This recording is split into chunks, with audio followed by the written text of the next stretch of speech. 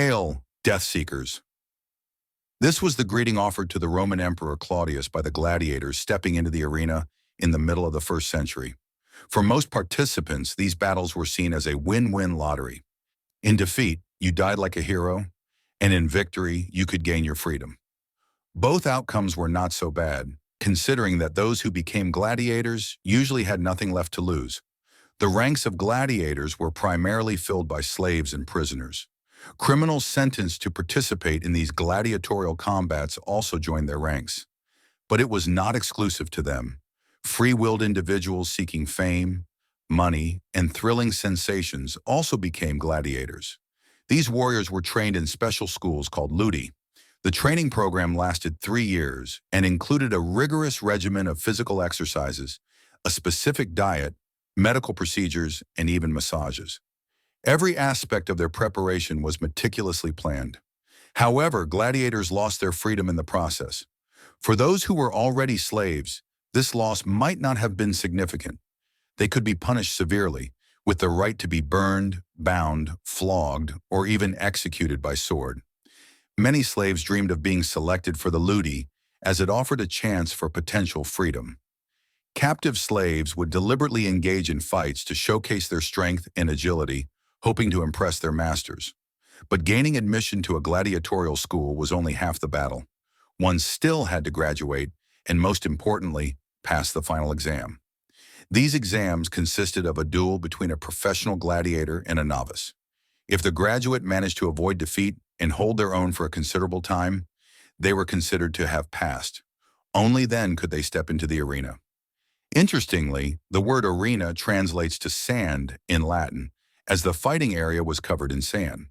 The training and education of slave gladiators were costly for their owners, so professional fighters were generally well preserved. A good, experienced gladiator was akin to a superstar, and thus they were not easily sacrificed. Criminals were usually sent to the arena as fodder for the gladiators. Everyone was satisfied, the criminals were punished, and the people were treated to a full-fledged spectacle.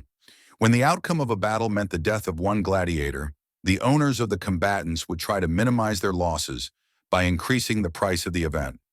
Some of the most spectacular contests were the battles against animals.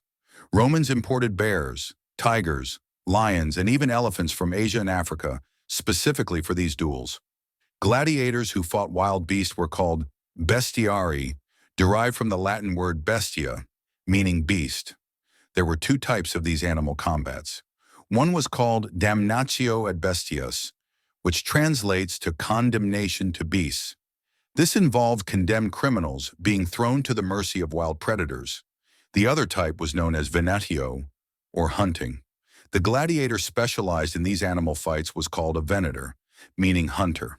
During the reigns of emperors Claudius and Nero, the venatio with a single elephant was the final trial for a gladiator seeking freedom. Bestiarii were generally not held in high regard by the public, as they entered the arena with spears against unarmed animals. Often the spectators cheered for the wild beasts. However, even among the bestiarii, there were celebrities. The most famous hunter was believed to be Carpophorus, who, according to legend, destroyed approximately 20 animals with his bare hands. He was also a trainer at the Grand Circus, and he trained animals to hunt and kill humans. Not every gladiatorial duel ended in death. If one fighter was injured or lost their weapon and begged for mercy, the decision rested with the audience. Even Roman emperors were avid fans of these battles, and some even stepped into the arena themselves, such as Caligula, and Hadrian. However, they were usually matched with inexperienced and poorly armed opponents. Emperor Commodus, on the other hand, performed as a bestiarius, hunting bears and panthers held on leashes by his servants. Some emperors were very passionate about gladiatorial games, while others merely tolerated them. Those who were passionate, like Caligula or Domitian, had their favorites. For instance, Caligula favored the Thracians, while Domitian despised them. This was a specific type of gladiator. Domitian once ordered the killing of a gladiator solely because he believed the man would win the battle, and he was a hated Thracian. In this regard, they could be quite devious and cruel. Ancient Rome had around 20 different types of gladiators, each distinguished by their unique armor and weaponry. The arenas often saw the murmillo gladiators, who, according to some scholars, included the famous Spartacus, leader of the largest slave uprising in ancient history in the 1st century BCE. Murmillo translates to sea fish caught in a net in Latin, and their helmets were adorned with a stylized fin-like crest. The standard equipment for gladiators included a helmet, the iconic gladiatorial sword, gladius, and a shield.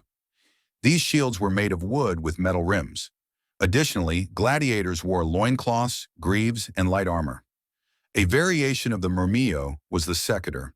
They wore a streamlined helmet with a full visor, providing reliable facial protection. Their entire equipment was adapted for fighting against the Retiarius. The Retiarius, on the other hand, was lightly armed, lacking armor but possessing a net, which they could throw over the secutor or the murmillo. They also had a trident, which could be used to impale their opponent. The lack of protective gear was compensated for by the Retiarius' agility and speed. Traditionally, these gladiators were pitted against the secutors, and these battles were the most captivating for the public. The heavily armed secutor would always try to engage their opponent in close combat, while their rival would maintain distance to effectively use their net and trident. Experts believed that the Retiarius had a higher chance of survival in such encounters.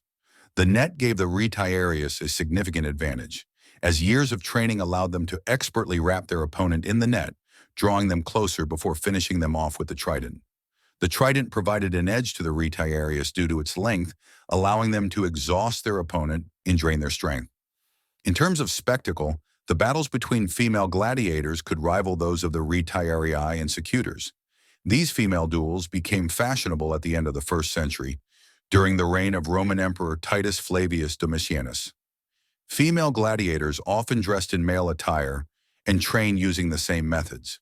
Sometimes they would perform without helmets to immediately reveal their gender. They could fight with bare chests, much like many male gladiators, but this added an extra layer of spectacle. These women fought either against each other or against dwarves. Like their male counterparts, they battled for the main prize, the wooden sword rudis, which symbolized freedom. However, to receive it from the emperor's hands, they often had to endure multiple days of combat. Despite the allure of freedom, some gladiators, even after obtaining their rudis, chose to return to the arena.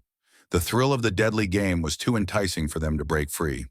One such gladiator was Flam, who was offered freedom 4 times but chose to continue his contract, ultimately perishing at the age of 30.